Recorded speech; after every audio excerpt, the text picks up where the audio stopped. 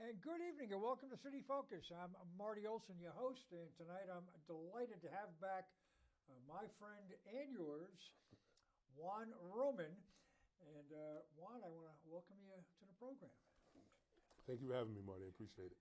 And he asked me what we're going to talk about tonight, and we're kind of on a free-form Friday, I'll call it here. We're going to go wherever the conversation takes us, and let's have some fun. And we're live. We'll take some calls if anybody wants to give us a jingle and offer some thoughts or commentary. We're here to have a good, open discussion on a myriad of topics. But one thing I always enjoy when I'm talking with you is your family, and to check in and see how your boys and your daughter are doing, and your wife, and so I'll open with that and let you kind of give an overview of where everybody is and what they're doing. Well, my wife, after I believe 14 years at Nathan Hale, made it to the high school. She finally graduated from elementary, and she's now working at Newland High School in the resource room and special needs and special education, and she's doing a great job there. You know, still working a lot of hours. I don't see her until 7:30, but she's dedicated to it, and she's there. Hunter actually won the title as sales champion for Cisco last year. Cisco Systems, not the food company. And he's living in Dallas, Texas now, and doing very well for himself, and purchased his first home that's in exciting. November. Yeah. And my wife now wants to decorate another home. I had to drag her out of the house. Either she was going to keep decorating or we were going to miss our flight. So I thought I had to drag her out, so I did, so we can make the flight. And then Major, he graduated from Yale as well, and he is now training. He's living and training in Massachusetts, getting ready for Yale's Pro Day in March. He's excited about that and hoping to do some good things. And Spencer is the princess of the Bronx right now. She's in her final semester at Fordham, and she's doing great. And I had an interview or two there and seeing where she's going to go. But she wants to stay in the city. She already had a job offer, but that job gave her three options of either Maine, Chattanooga, Tennessee, Portland, Maine, or Chattanooga, Tennessee. And she said, I want to stay in the city. And lo and behold, they said, we'll find something for you in the city. So we'll see if that pans out. But either way, she'll be working somewhere next fall. She plans on going to work and not going to grad school, or is grad school maybe something on the horizon further out? She has done tremendous. She's been on the dean's list every semester. She, I think, has like a 3.83. So grad school is a thought, but she said that she's looking to get a position that will allow her to go to grad school on their dime, which the family deeply appreciates. Yeah. Sure. So, you know, and it's thoughtful of her to want to do that. And I think it'll be great. But I definitely can see her going to graduate school eventually. But and plus, I mean, she's been the best student of our three kids, which is saying a lot. Well, listen, when you got two guys who are going to Ivy League, she's sharp tack. Yes, she is. And, you know, and she works hard. She's a hard worker. You know, she'd play in a basketball game in high school and come home and do homework until 1 o'clock in the morning. So she has always been willing to put the hours in, and she's done it in college as well, and we're looking forward to seeing what's going to happen. Well, I can understand a young person wanting to be in the big city. It can be very exciting. I mean, when I was her age, Mm-hmm. I mean, I was in Boston, and Boston, I never thought I'd ever be back in London. You know, Right. Boston was a pretty neat place to be when you're young and single. And Yeah. And, you know, and it's interesting. I mean, they put a lot more thought into things now. These young people do. No, she's already said, I want to stay in the city, but I don't want to raise a family in the city. And, you know, she's in the Gabelli School of Business, which is kind of their big deal school there. So she's like, you know, hey, this is where you got to be to start out and do some things. So that's great.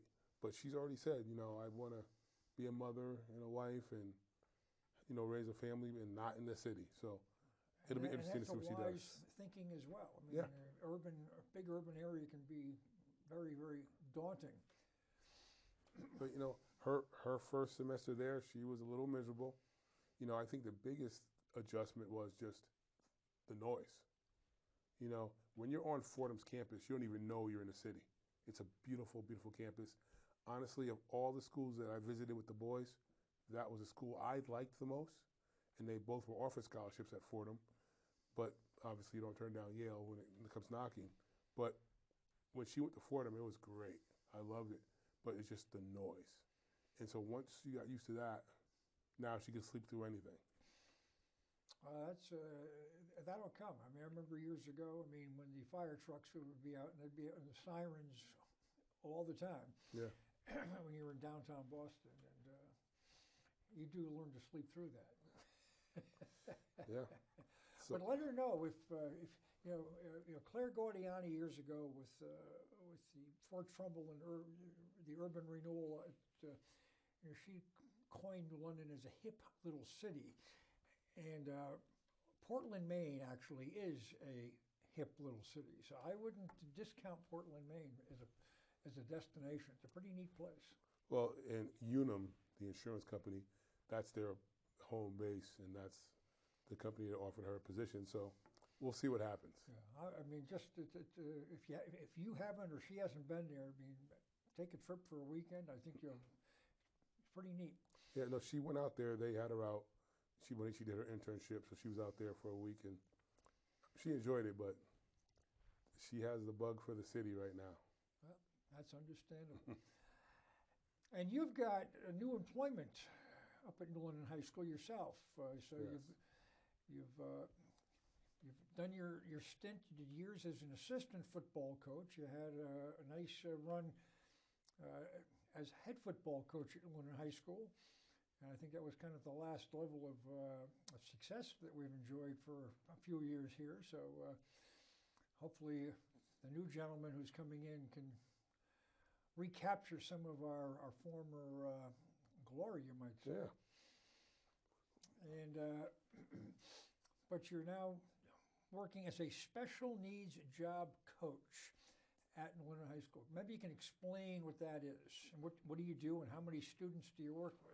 A total of 5 right now. I have 2 in the morning, 3 in the afternoon, and they're special needs students, autism, things of that nature, and it's the greatest, it's the most rewarding job I've ever had, because you're working with people who just want to work, working with students who would do anything to do maybe some of the most simple things. And for me, why I say it's so rewarding is little stuff. Young man comes in, he doesn't talk much. And so, I'm a little quirky, so one day I said to him, "Can you talk, or you just don't talk?" And he's like, "Yeah," very soft. I said, "Okay, so when you come in every day, you're gonna shake my hand and say good morning." Next day he comes in, shakes my hand, says good morning. It's like instant gratification for me, which you don't get as an adult probation officer. And sometimes as a coach either. Then so we go to work that day, and he happens to bend over, and I can see his boxers. "Hey, how you dress in the community, that's your business. But when you go to work, you can't have your underwear hanging out." I said, "So you wear a belt tomorrow, or I'm going to get a piece of rope and I'm going to wrap it around you like Jethro Clampett." Like he knows who Jethro Clampett is, right? But next day he comes in, he shakes my hand, he says good morning, and then he goes, and he pulls up his shirt so I can see his belt. You could have given me $1 million. I couldn't have been happier than when he did that. And that's telling me, all right, set some expectations, and he meets them.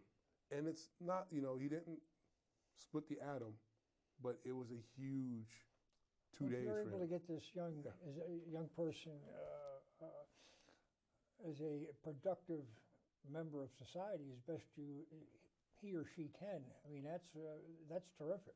And and believe me, I'm not going to sit here and that's take self-worth, and that's important. Definitely, I'm not going to take a ton of credit, because I've said for a long time, with my wife being a teacher, if a kid comes to school and doesn't know how to tie his shoe, and at the end of the year he can tie his shoe, but he maybe doesn't get the grades you want him to get on a standardized test, it doesn't mean that teacher didn't teach that kid something. And it's a thankless job. I mean, I think maybe the only thing more thankless is coaching. And I only say that because coaching is so public. But these teachers, as I said, my wife, she leaves at 7:30 in the morning, and I see her at 7:30 at night. I know she's not getting paid for 12 hours of work, but that's what you do if you want to do your job well. For some folks, some people are more efficient, but or maybe she doesn't want to hang out with me too much. Who knows what it is? But either way, that's what goes on. I see the work, and obviously being with special education, you have to do a lot of PPTs and reports, so they're putting a lot of time in. Yeah. So. But don't minimize the time you spend with your wife. I have recently seen you at two Northern High School basketball games, and I want to give you a little applause. Though your kids are all out of the house, you're empty nesters, and you're still coming back to the high school and watching the local kids play, which I think is terrific. Well, thank you, appreciate it. I mean, it's nice to get out. And now obviously some of the kids, and that helps when you know some of the kids. You want to see them play. You want to give them some positive reinforcement when you say, hey, good game last night. The wrestling team, kudos to them. They've turned it around incredibly. They're doing well this year. Yeah, Coach Gorton's done a great job with them. So to go watch them wrestle is great, and to see them do well and things like that, I enjoy New London being successful. No matter what, New London being successful means a lot to me. Coach Sanchez that's coming in for football, I hope and pray he does a great job. I mean, he's young, he's enthusiastic. I see him, his energy jumping off of him, and I think the kids are understanding that. I know he's got them in the weight room. I really only went by the weight room once because I was waiting to talk to Mr. Orby, the AD. So I'm not there. I try not to be, even when Johnny was the coach, I'm not hanging over. I'm not coaching. I stepped away. I wasn't run out of there. So I don't ever want to be the guy hanging over someone's shoulder. I think it's important. I don't want to sit around and critique the coaches or how they're coaching. And obviously, I stepped away to watch my kids play, so I wasn't even around to watch games. I mean, maybe I'll get to see some more of it now, but it's just a good time. What's better than green and gold? Well, works for me. It has for a long time. Yeah. Now, is Sanchez, who I have not met, is he going to be bringing in an all-new coaching staff, or is he going to retain any of the people? You don't know yet. From what I hear, he's bringing 2 assistants with him, and he's keeping some that were around. That's all I know. As I said, it's not my game anymore. I don't overstep my boundaries. I don't probe. I'm not asking anything.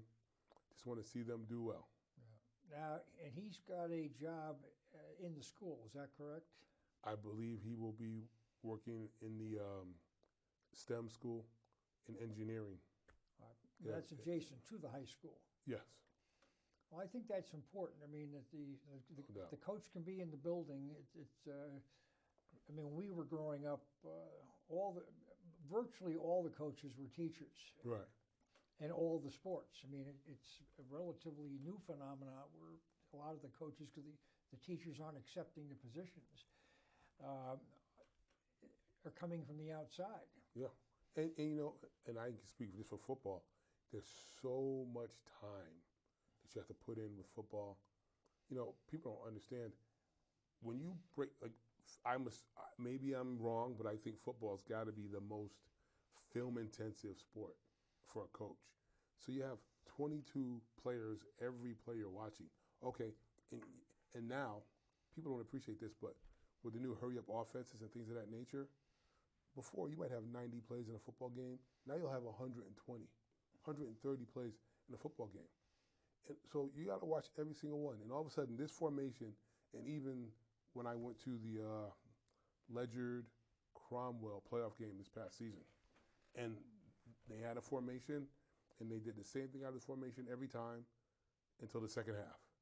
And then they did something else, and then they did something else. So they ran 3 plays off of this formation, off of this motion.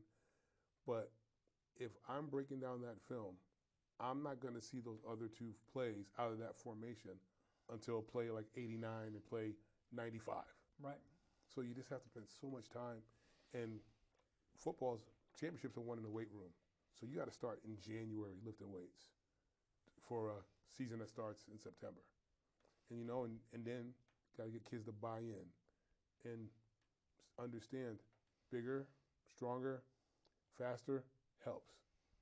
And it's helped since when 1983. did this transition take place? Because, many moons ago, and I'm at least 10 years older than you are, we didn't lift weights, at least not seriously, at that point in high school for preparation for football. I don't know if you did when you played or any of the guys that you played with.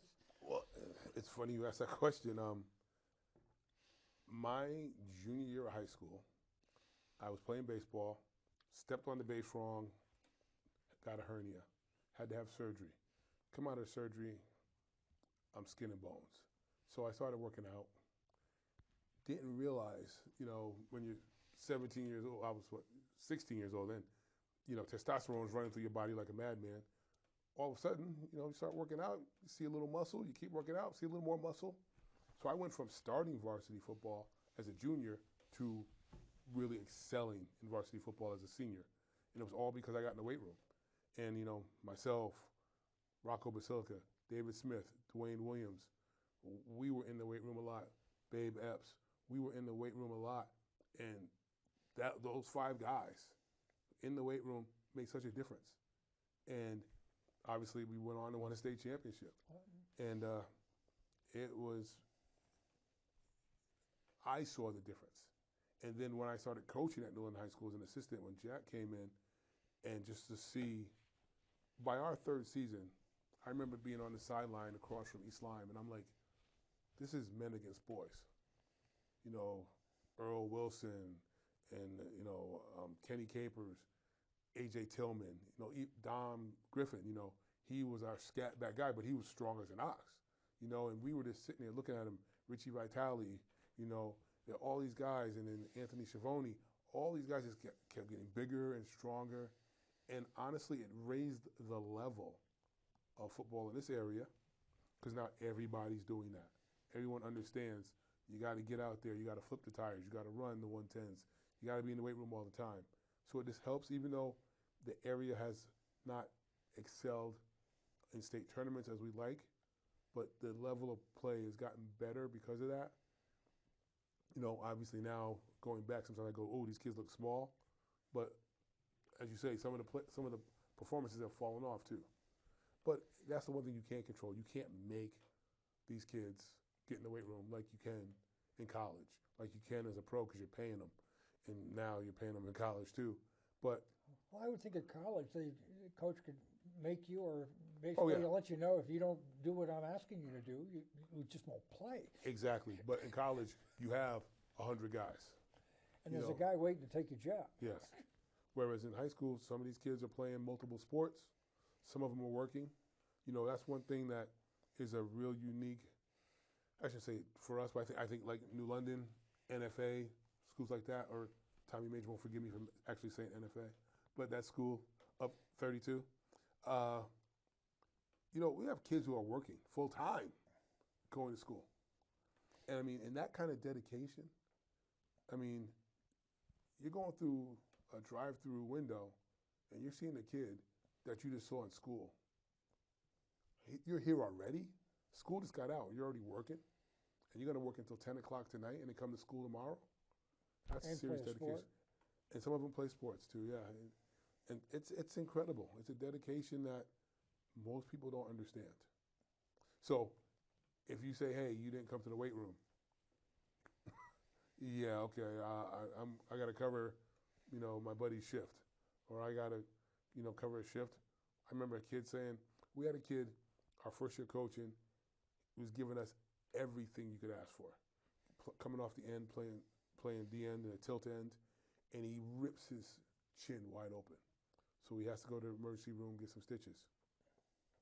While he's at the hospital, his mother shows up, and she's like, hey, your job called, they need you.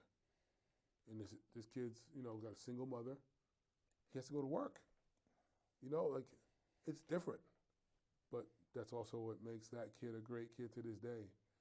And every time I see Abel, I love him, and I just happy every time I see him. He's a great kid. Yeah. Well, he's a great young man. Well, that's one of the things that I always felt I personally benefited from, and looking at the group of gentlemen that I grew up with and played with, is that football in particular, and I suspect other sports too, but football in particular develops an esprit de corps and a level of life learning. I mean, in terms of authority, teamwork, hard work, and things of this nature, and that there are, things aren't always easy. And there's nothing written where it says you got to like the left guard or you've got to like your coach. Right. I mean, he's the boss. He's the coach.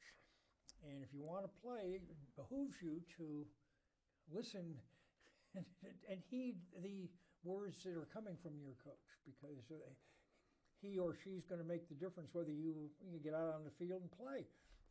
And unfortunately, that is a dynamic, you know what, maybe I'm sounding old-fashioned when I say unfortunately, but that's a dynamic that's been lost, because now we have other schools that can say, hey, come here, you can play here.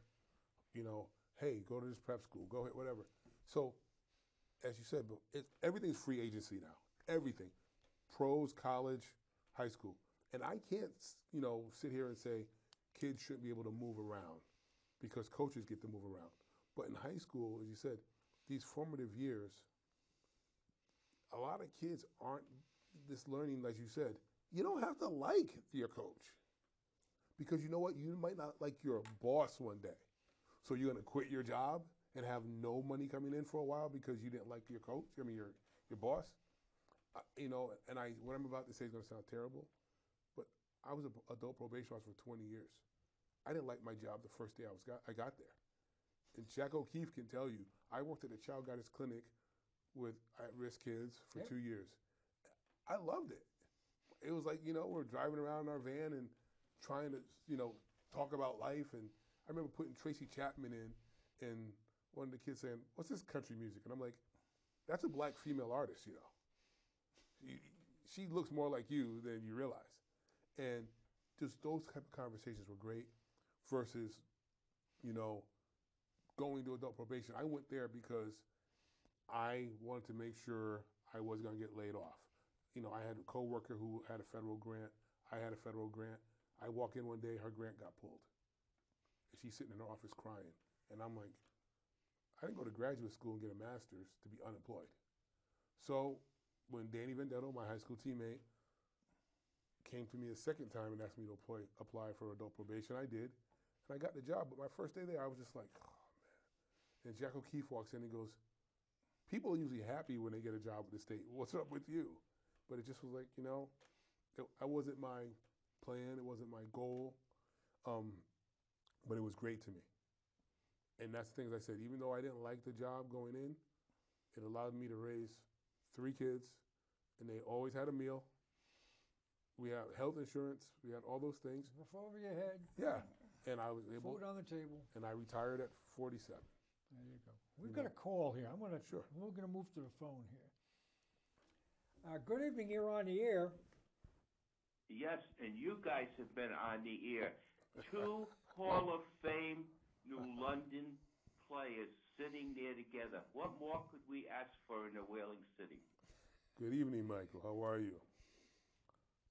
And how are you, Mr. Roman? You know something? Well. When you talk about that 1983 team, it was special to me, too, because you guys only gave up 32 points that year. But guess who started broadcasting high school football in 1983? Is that right? Me. So that team has always been special. You and Corcoran and Danny Vendetto, who you mentioned, and all of the other guys. The kid that kicked the field goal. I mean, he kicked the tremendous field goal that day up at UConn. And you guys have been special. But what I wanted to ask you guys about, since you're all New Londoners, I'm surprised neither one of you got green and gold on, but I can't see that good. So, but anyhow, there are 3 things that I would like to happen in this city. There you go. Number 1, I would like to see the basketball floor at Conway Gymnasium named after Chop Parker for 500 victories. What do you think about number 1? That's above my pay grade, but I would not be opposed to it. He's put his time in, and he's had great success. He's achieved tremendous success, continued success. And I think that would be appropriate. Number 2, supposedly there's supposed to be a recreation building being built somewhere. I'd love to see it named after Tommy Major. Here to that. I totally agree with that. Yeah. I mean, two icons in the community here, Tommy and as well as Chop Parker. Yeah, Tommy Major, obviously, I guess they would say I'm biased because Tommy and I are such good friends. But if it had anything to do with recreation, for 33 years or 34 years, Tommy Major had his hand in it. And yes, he did. And I remember the day he got the job. He beat me for the job. We shook hands, and he never stopped going from there. That's how good a person he was. Yeah, and he worked hard, long hours, not always great pay, but he did it because, unlike a lot of times the slogan gets thrown around, but he really did it for the kids.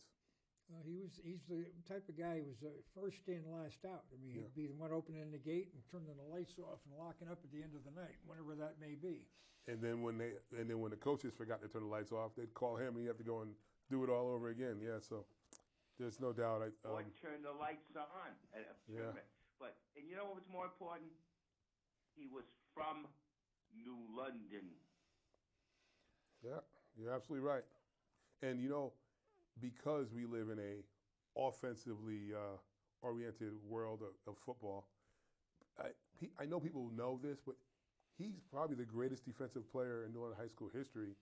And that says something because they've had some good ones.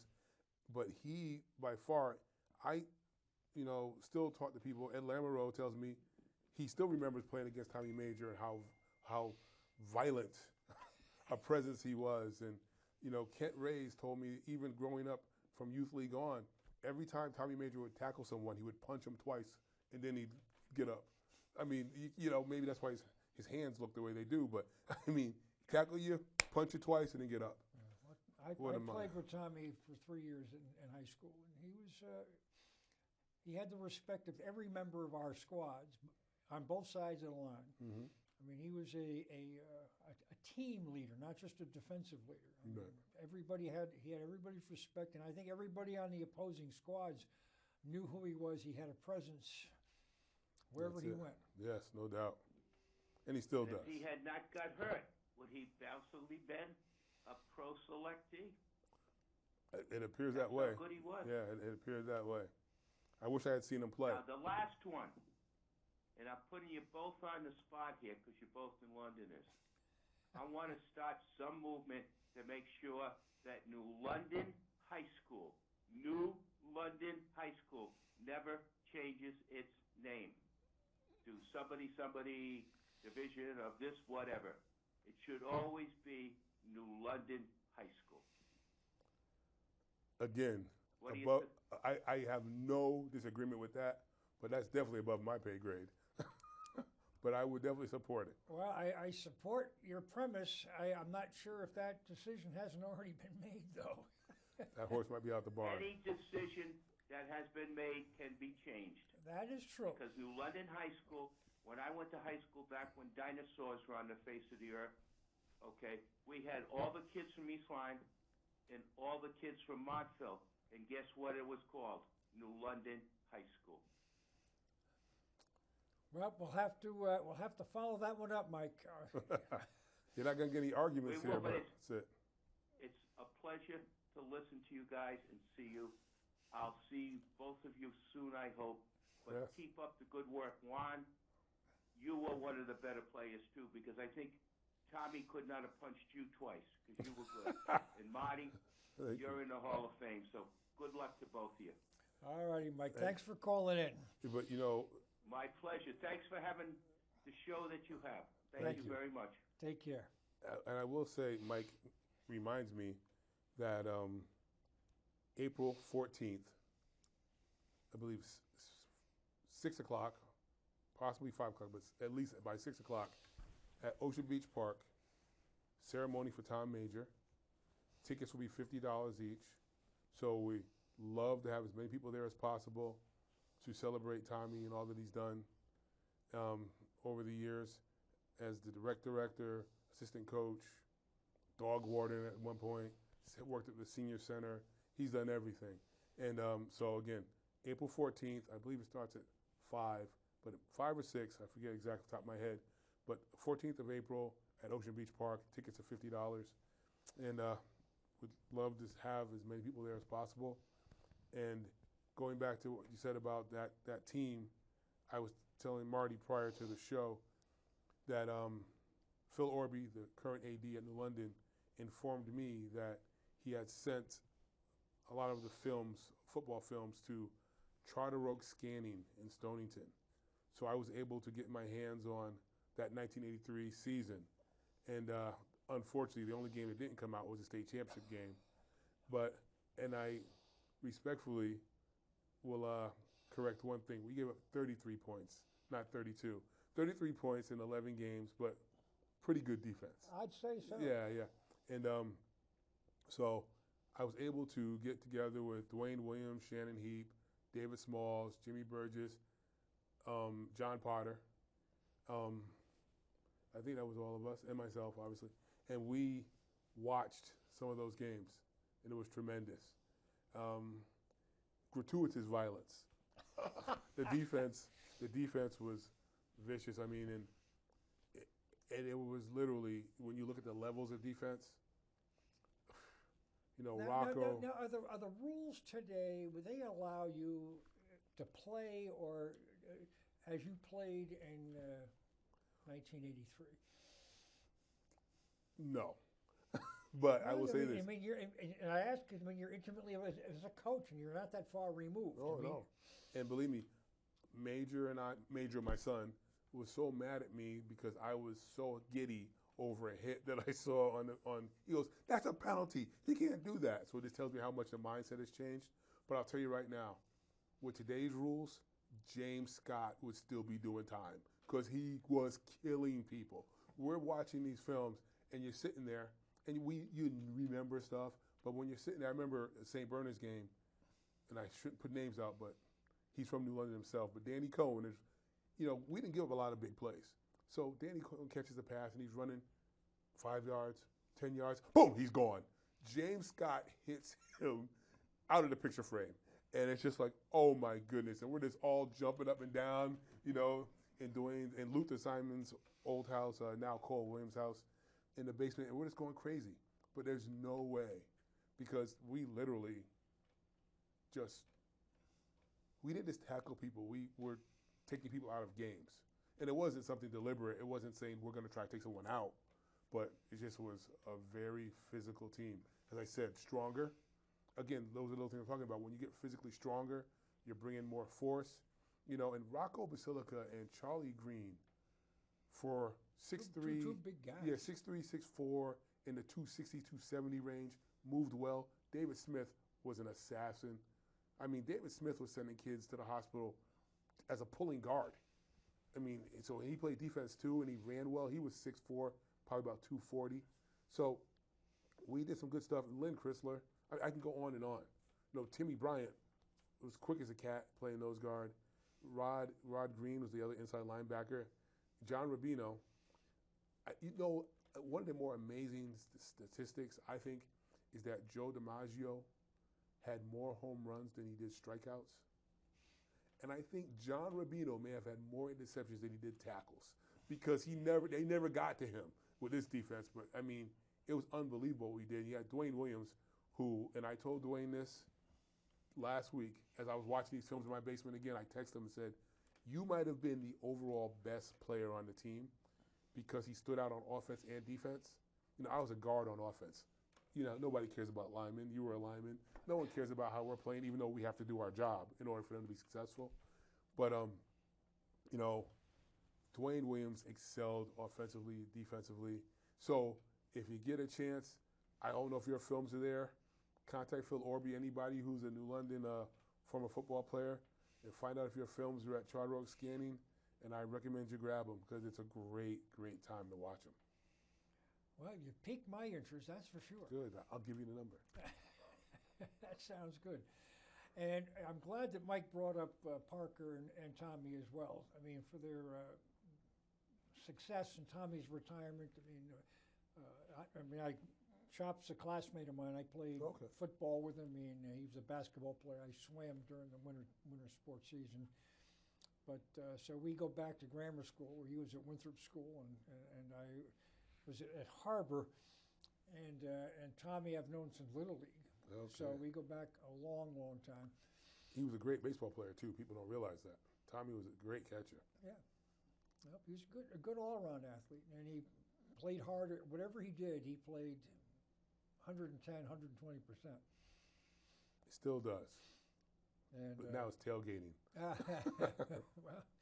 Well, having the pleasure of being at a couple of your tailgates at Yale events, you put on a good spread, and I know that Tommy's enjoyed himself. Yes, definitely. So that's good. Do you miss going to the Yale games?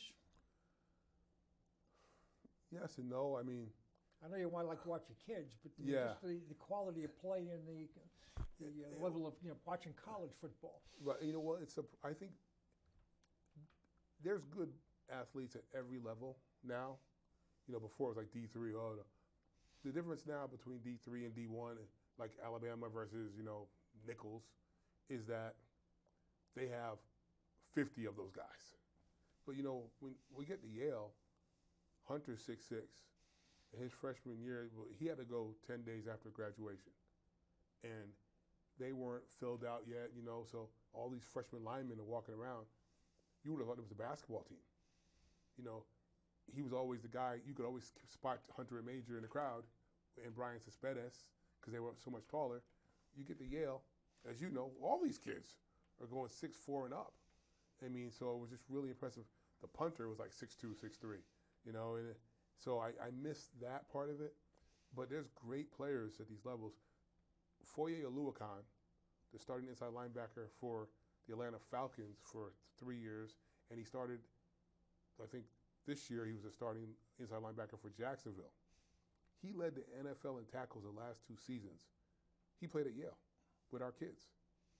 Here's a kid who, played at Yale. He's led the NFL in tackles the last 2 years.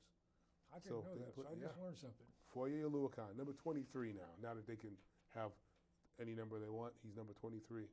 And he's a captain of Jacksonville. Yeah, I enjoy Ivy League athletics in general. I mean, I watch the football and enjoy their basketball squad, ice hockey, and they've won national championships, so in hockey and in lacrosse. Yes, it's the only lacrosse game I've ever seen. I watched it on TV. Yale winning the national title. If Yale hadn't been in there, I probably wouldn't have watched the game. I kind of like watching Yale athletics. Yeah, it's good stuff.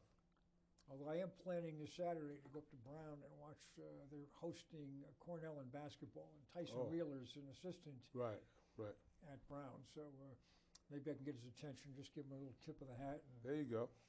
Wearing X hats. The only thing I got is green and gold. Maybe pick that up. Yes, that's a great tradition that we started. Yeah, you still doing it?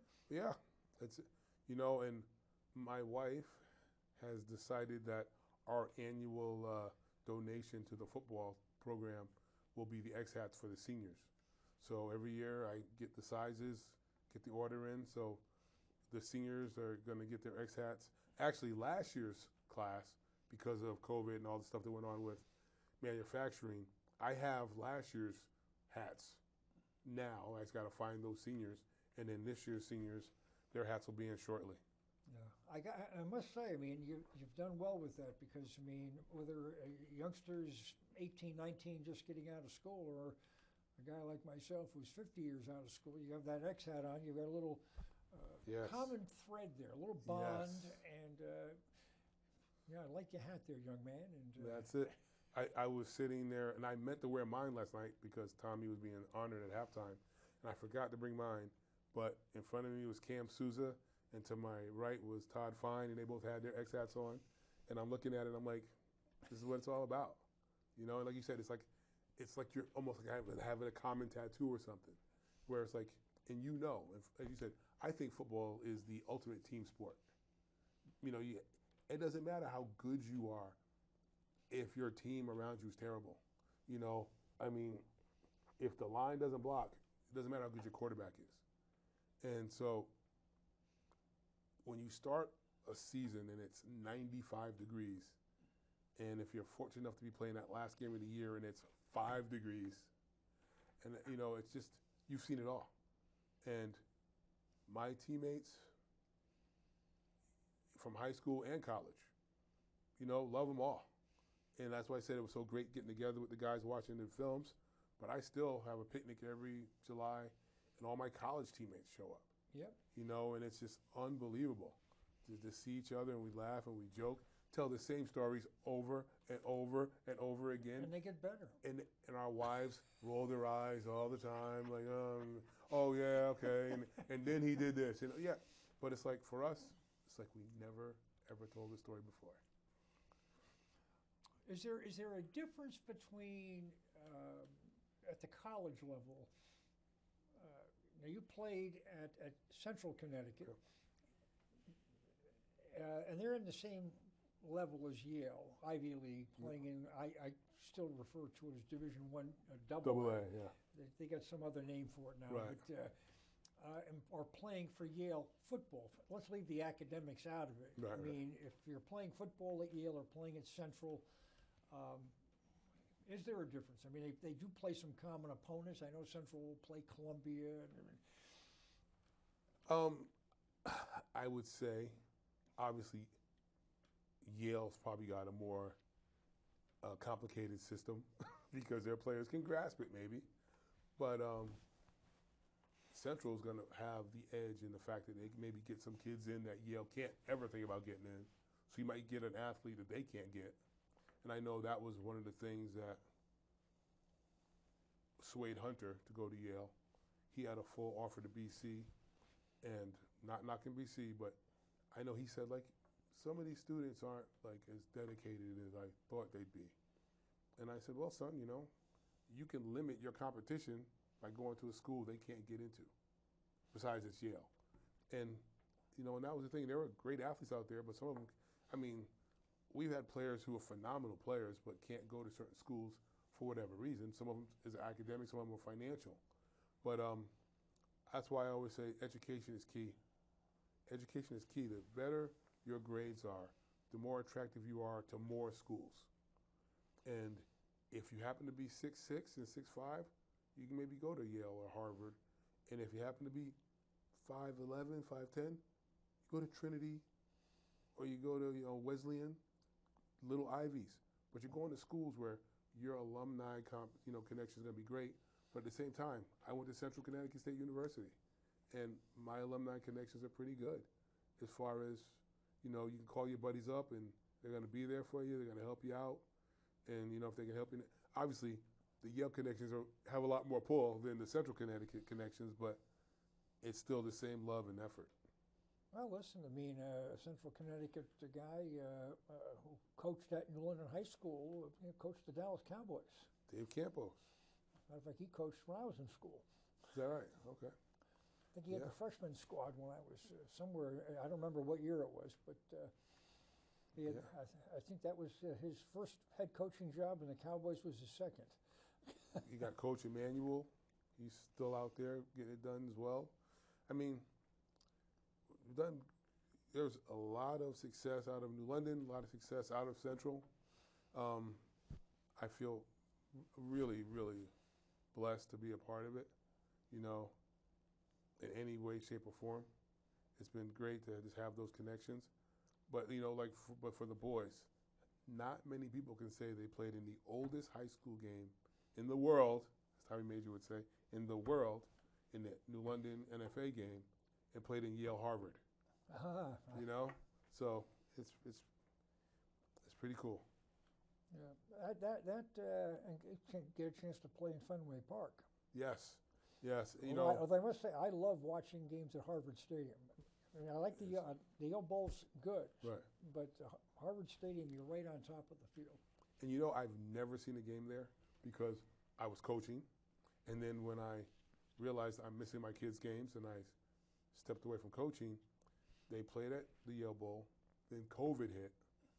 So they just treated it like they played that season. So they didn't go to Harvard next year. They came back to Yale. Oh, I'm sorry. And then one year when they were supposed to play at Harvard, they played at Fenway. That's right. And as I remember sitting at Fenway going, are you kidding me? I'm watching Hunter starting the game, and I didn't even know that he was one of the players to watch on TV. I found that out later on. And then seeing Major catch a pass in the first quarter, and I'm just like, this is why I'm not coaching. Because if I was coaching, I wouldn't be here right now. You know, I could catch the home games, but the home games were always, all right, you know, you have your lift, your run, your film time, and then get in the car. I'm changing in the car. Tommy's getting in the passenger seat, and we're doing 90 miles an hour, not 95. Yeah. But you're only, you're less than an hour away. Right, but that was only the home games. But the away games, I never went because, you know, if you're the head coach, you're the head coach.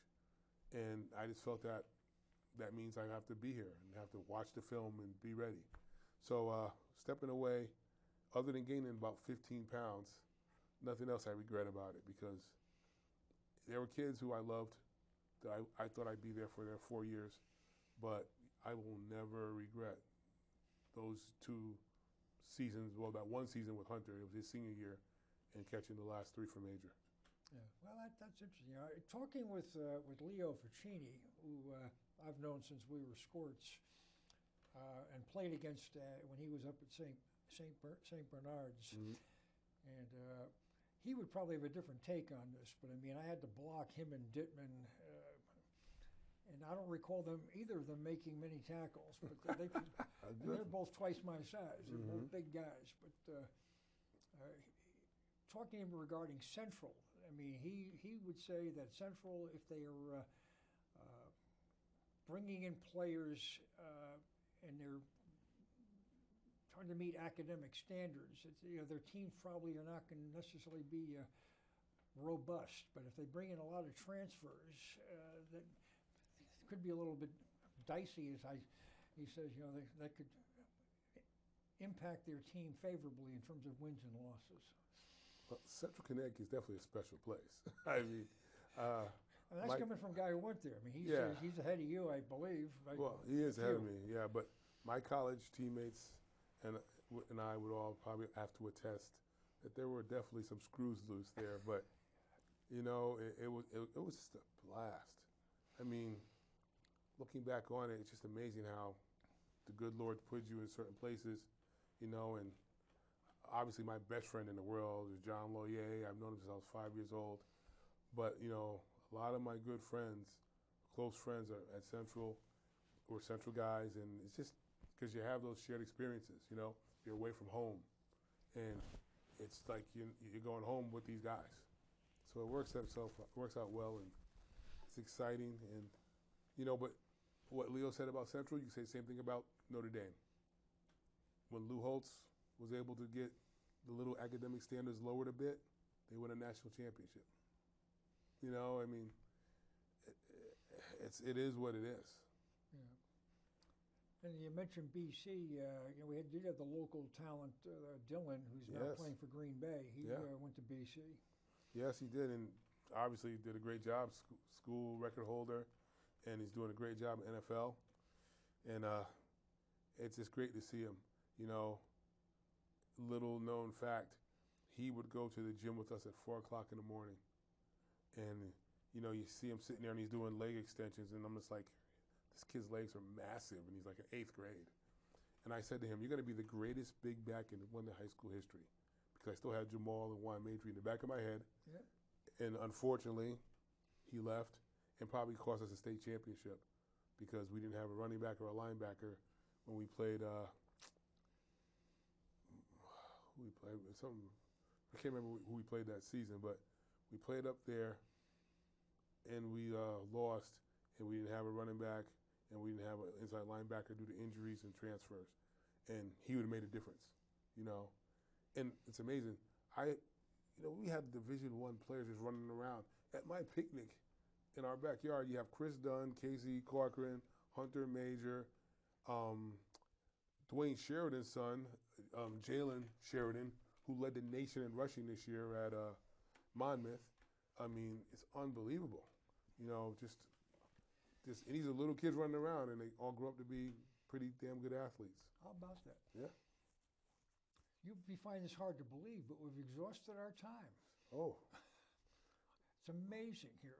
And I've got other things I want to talk to you about, so we're going to have you back here. Okay. This is, your name, image, likeness. You alluded to it earlier, and I'm saying, because I had Mike DeMauro in a couple of months ago, and he was just beside himself that the CIAC is endorsing this stuff at the high school level, which in essence permeates into the junior highs. And where does it stop? It doesn't. It doesn't. And that's why so many parents are out of their minds about this. First, it was just get my kid a scholarship. But now you can help supplement our income. And for some families, guess what? I'm from a working poor family. So if I could have got some kind of endorsements to help ease the bills, I would have done that. You know, I mean, Tommy Major once said to me, being poor is a sin. And we got kids that struggle, and I struggled. You know, I thank the good Lord where I am today in life, but the road was not easy. But I learned that I don't have to like my coach all the time. I don't have to like my schoolwork and my homework. I don't have to like my job. But you do what you got to do to get where you need to go. All righty. Well, listen, credits going to come up. Thank you so much for coming in. This has been a ball. I really appreciate your time. Thank you. Always a lot of fun, and we'll do it again. Sounds good. Folks, you've been watching City Focus, and we'll see you again next week. Good night.